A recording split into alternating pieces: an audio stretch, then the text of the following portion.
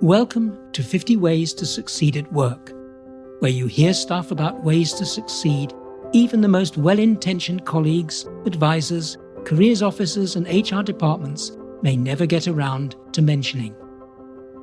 This is episode 28, Positive Thinker, Use the Power of Yes and. For the first time in weeks, the entire team is together.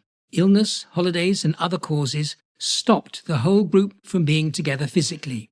Now this live event is much anticipated, and soon the team is into rapid-fire verbal exchanges, and after a few minutes, team leader Daniel holds up a hand and taps a glass.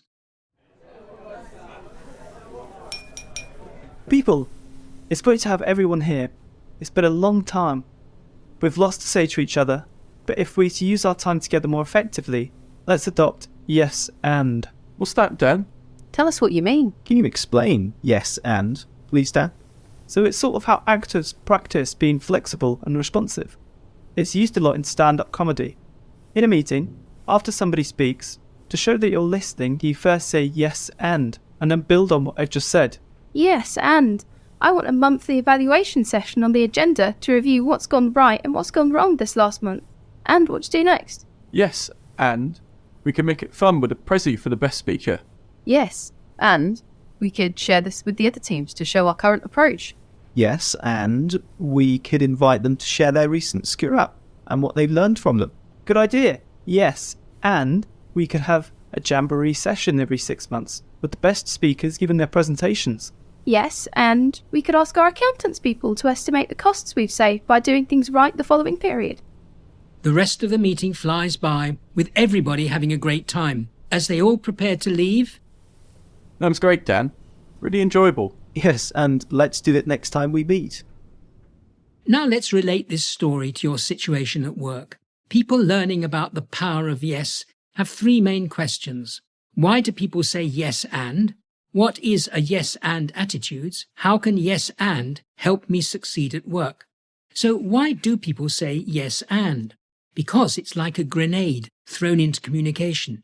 You'll exert considerable influence at work when you apply it skillfully. Even better, you never ran out of yes ands.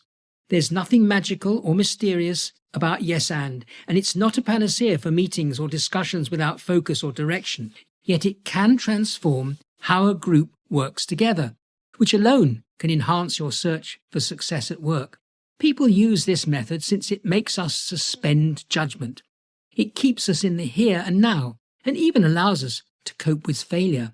Yes and is a principle of acceptance. You accept what someone has said without having to agree with what they've said. You merely show that you've listened. It's a way to trigger fresh thinking and encourage innovation, or take a new look at what might otherwise be rejected. Now, what exactly is a yes and attitude? It assumes that everything you say and do will start with yes, even when it's no. In two simple words, they tell people that they are valued and that they will be taken seriously. Another way of putting it is it's a frame of mind. By starting with yes, you offer common ground, while the and builds upon this common ground.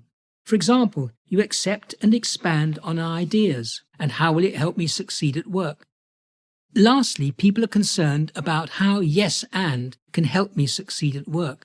Well, it could make a big difference, so give it headspace. When people see you systematically using yes and, they soon associate you as a source of inspiration, and that you listen without immediately passing judgment on them. When people at a senior level observe you using yes and, they soon recognize it as a source of inspiration, and it can quickly catch on. You'll come across as a can-do type of person. It's a recipe for personal success. So what action am I proposing? First, begin watching for yes and opportunities. Secondly, use yes but to unravel the possible consequences of some plan or action. Adopt the principle of never following on from someone talking with a yes but. And my takeaway from this is turn the power of yes but into yes and, so that colleagues and senior people start to see you as a can-do sort of person. You've been listening to an episode of Andrew's 50 Ways to Succeed at Work. For more episodes, subscribe free to my regular weekly podcasts.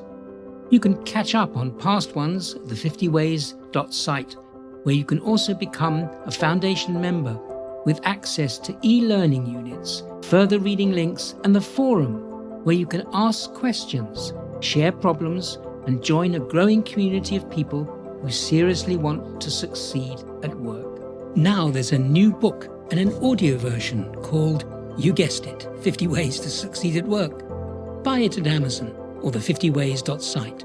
Unmissable. Thanks for listening, and bye for now until next week.